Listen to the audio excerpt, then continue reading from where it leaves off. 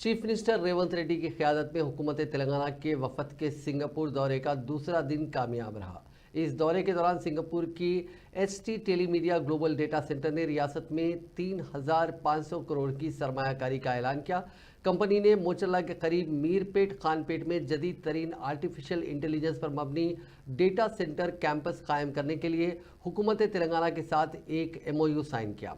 Chief minister Revanth Reddy और IT के वजीर श्रीधर बाबू ने हफ्ते के रोज सिंगापुर में HT Telemedia global data centre के दफ्तर का दौरा किया और कंपनी के नुमाइंदों के साथ तबादला ख्याल किया। इस मौके पर महकमा इंडस्ट्रीज के special principal secretary Jayesh Ranjan और एचटी टेलीमीडिया ग्रुप के CEO ब्रूनो लोपेज ने माहिदे पर दस्तखत किए। ये डेटा सेंटर 100 मेगावाट की सलाहियत के साथ हैदराबाद में कायम किया जाएगा और जदीद तरीन आर्टिफिशियल इंटेलिजेंस टेक्नोलॉजी से लैस होगा। मुस्तकबिल की ज़रूरियात को मद्देनज़र रखते हुए इस डेटा सेंटर की गुंजाइश में इजाफा करने की सहूलत भी दस्तयाब होगी। ये मंसूबा मुल्क के सबसे बड़े डेटा सेंटर्स में से एक होगा।